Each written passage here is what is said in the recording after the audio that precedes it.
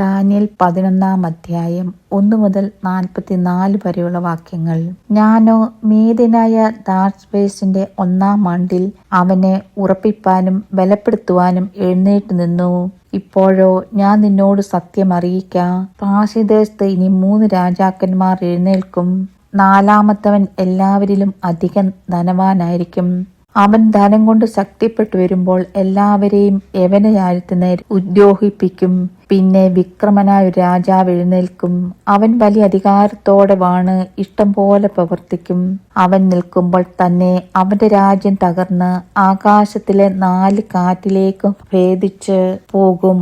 അത് അവന്റെ സന്തതിക്കല്ല, അവൻ വാണിരുന്ന അധികാരം പോലെയുമല്ല. അവന്റെ രാജ്യത്വം നിർമൂലമായി അവർക്കല്ല, അന്യർക്ക് അധീനമാകും. എന്നാൽ തെക്കേ ദേശത്തിലെ രാജാവ് പ്രാബല്യം പ്രാപിക്കും. അവന്റെ പ്രഭുക്കന്മാരിൽ ഒരുത്തൻ അവനേക്കാൾ പ്രബലനായി വാഴും. അവന്റെ ആധിപത്യം മഹാ ആധിപത്യമായി തീരും. കുറെ കാലം കഴിഞ്ഞിട്ട് അവർ തമ്മിൽ ഏകോപിപ്പിക്കും. തെക്കേ ദേശത്തിലെ രാജാവിന്റെ മകൾ വടക്കേ ദേശത്തിലെ രാജാവിന്റെ അടുക്കൽ ഉടമ്പടി ചെയ്യുവാൻ വരും. എങ്കിലും അത് നിൽക്കയില്ല. അവനും അവന്റെ സാഹിത്യവും നിലനിൽക്കുകയുമില്ല. അവളും അവളെയും കൊണ്ട് ചെന്നവരും അവളുടെ ജനകനും അവളെ തുണച്ചവനും ഭീതി വിഷയങ്ങളായി തീരും. എന്നാൽ അവനു പകരം അവളുടെ വേരിൽ നിന്ന് മുളച്ച തൈയായ ഒരുവൻ എഴുന്നേൽക്കും. അവൻ ബലം പ്രാപിച്ചു വടക്കേ ദേശത്തിലെ രാജാവിന്റെ കോട്ടയിൽ കടന്ന് അവരുടെ നേരെ പ്രവർത്തിച്ച് ജയിക്കും. അവരുടെ ദേവന്മാരെയും ബിംബങ്ങളെയും വെള്ളിയും പൊന്നുകൊണ്ടുള്ള മനോഹര വസ്തുക്കളെയും അവനെടുത്ത് മിസ്രൈമിലേക്ക് കൊണ്ടുപോകും. പിന്നെ അവൻ കുറെ സംവത്സരത്തോളം വടക്കേ ദേശത്തിലെ രാജാവിനോട് പൊരുതാതിരിക്കും. അവൻ തെക്കേ ദേശത്തിലെ രാജാവിന്റെ രാജ്യത്തിലേക്ക് ചെന്ന് സ്വദേശത്തേക്ക് മടങ്ങിപ്പോരും. അവന്റെ പുത്രന്മാരോ വീണ്ടും യുദ്ധം ആരംഭിക്കുകയും ബഹുപുരുഷാരം അടങ്ങിയ മഹാസൈന്യങ്ങളെ ശേഖരിക്കുകയും ചെയ്യും. അത് വന്ന് കവിഞ്ഞ് കടന്നു പോകും. പിന്നെ അവൻ മടങ്ങിച്ചെന്ന് അവന്റെ കോട്ട വരെ യുദ്ധം നടത്തും. അപ്പോൾ തെക്കേ ദേശത്തിലെ രാജാവ് ദേഷ്യം പൂണ്ട് പുറപ്പെട്ട് വടക്കേ ദേശത്തിലെ രാജാവിനോട് യുദ്ധം ചെയ്യും. അവൻ വലിയൊരു സമൂഹത്തെ അണിനിരത്തും. എന്നാൽ ആ സമൂഹം മറ്റവന്റെ കയ്യിൽ ഏൽപ്പിക്കപ്പെടും. ആ ജനസമൂഹം മുടിഞ്ഞു പോകും. അവന്റെ ഗദ്യം ഗർവിച്ച് അവൻ 10,000 പേരെ വീഴുമാറാക്കും. എങ്കിലും അവൻ പ്രാബല്യം പ്രാപിക്കയില്ല. വടക്കേ ദേശത്തിലെ രാജാവ് മടങ്ങി വന്ന് മുമ്പിലത്തേനേക്കാൾ വലിയൊരു ജനസമൂഹത്തെ അണിനിരത്തും. ചില സംവത്സരം കഴിഞ്ഞിട്ട് അവൻ വലിയൊരു സൈന്യത്തോടും വളരെ സമ്പത്തോടും കൂടെ പോരും. ആ കാലത്ത് പലരും തെക്കേ ദേശത്തിലെ രാജാവിന്റെ നേരെ എഴുന്നേൽക്കും. നിന്റെ ജനത്തിനുള്ള ആക്രമികൾ ദർശനത്തെ നിവർത്തിപ്പാൻ തക്കവണ്ണം മത്സരിക്കും. എങ്കിലും അവർ ഇടറി വീഴും. എന്നാൽ വടക്കേ ദേശത്തിലെ രാജാവ് വന്ന് വാടകോരി ഉറപ്പുള്ള പട്ടണങ്ങളെ പിടിക്കും. തെക്കേ പടക്കൂട്ടങ്ങളും അവന്റെ ശ്രേഷ്ഠ ജനവും ഉറച്ചു നിൽക്കയില്ല. ഉറച്ചു നിൽപ്പാൻ അവർക്ക് ശക്തി ഉണ്ടാകുകയുമില്ല. അവന്റെ നേരെ വരുന്നവൻ ഇഷ്ടം പോലെ പ്രവർത്തിക്കും. ആരും അവന്റെ മുമ്പാകെ നിൽക്കയില്ല.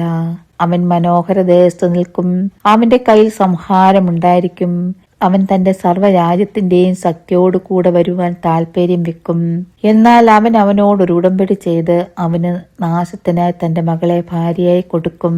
എങ്കിലും അവൾ നിൽക്കയില്ല, അവന് ഇരിക്കുകയുമില്ല. പിന്നെ അവൻ തീരപ്രദേശങ്ങളിലേക്ക് മുഖം തിരിച്ച് പലതും പിടിക്കും. എന്നാൽ അവൻ കാണിച്ചു നിന്ന ഒരു അധിപതി നിർത്തലാക്കും. അത്രയുമല്ല, അവന്റെ നിന്ന അവന്റെ മേൽ തന്നെ വരുത്തും. പിന്നെ അവൻ സ്വദേശത്തിലെ കോട്ടകളെ നേരെ മുഖം തിരിക്കും. എങ്കിലും അവൻ ഇടറി വീണ് ഇല്ലാതെയാകും. അവനു പകരം എഴുന്നേൽക്കുന്നവൻ തന്റെ രാജ്യത്തിന്റെ മനോഹര ഭാഗത്തുകൂടി ഒരു അപഹാരിയെ അയക്കും. എങ്കിലും കുറെ ദിവസത്തിനകം അവൻ സംഹരിക്കപ്പെടും. കോപത്താലല്ല, യുദ്ധത്താലുമല്ല. അവനു പകരം നിന്ദ്യനായ ഒരുത്തൻ എഴുന്നേൽക്കും. അവന് അവർ രാജ്യത്തിന് പദവി കൊടുപ്പാൻ വിചാരിച്ചിരുന്നില്ല. എങ്കിലും അവൻ സമാധാന കാത്തു വന്നു ഉപായത്തോടെ രാജ്യത്വം കൈവശമാക്കും. പ്രളയതുല്യമായ സൈന്യങ്ങളും നിയമത്തിന്റെ പ്രഭുവും കൂടെ അവന്റെ മുമ്പിൽ പ്രവഹിക്കപ്പെട്ട് തകർന്നു പോകും. ആരെങ്കിലും അവനോട് സഖ്യത ചെയ്താൽ അവൻ വഞ്ചന പ്രവർത്തിക്കും. അവൻ പുറപ്പെട്ട അല്പം പടജനവുമായി വന്ന് ജയം പ്രാപിക്കും. അവൻ സമാധാന കാത്ത് തന്നെ സംസ്ഥാനത്തിലെ പുഷ്ടിയേറിയ സ്ഥലങ്ങളിൽ വന്ന് തന്റെ പിതാക്കന്മാരോ പിതാമഹാന്മാരോ ഒരു നാളും ചെയ്യാത്തത് ചെയ്യും. അവൻ കവർച്ചയും കൊള്ളയും സമ്പത്തും അവർക്ക് വിതറിക്കൊടുക്കും. അവൻ കോട്ടകളുടെ നേരെ ഉപായം പ്രയോഗിക്കും, എന്നാൽ കുറെ കാലത്തേക്കേയുള്ളൂ. അവൻ ഒരു മഹാസൈന്യത്തോടു കൂടെ തെക്കേ ദേശത്തിലെ രാജാവിന്റെ നേരെ തന്റെ ശക്തിയും ധൈര്യവും പ്രയോഗിക്കും. തെക്കേ ദേശത്തിലെ രാജാവും ഏറ്റവും വലിയതും ശക്തിയേറിയതുമായ സൈന്യത്തോടു കൂടെ യുദ്ധത്തിന് പുറപ്പെടും. എങ്കിലും അവന്റെ നേരെ ഉപായം പ്രയോഗിക്കൊണ്ട് അവൻ ഉറച്ചു നിൽക്കയില്ല. അവന്റെ അന്നം കൊണ്ട് ഉപജീവനം കഴിക്കുന്നവൻ അവനെ നശിപ്പിക്കും. അവന്റെ സൈന്യം ഒഴുകിപ്പോകും, പലരും നിഹതന്മാരായി വീഴും.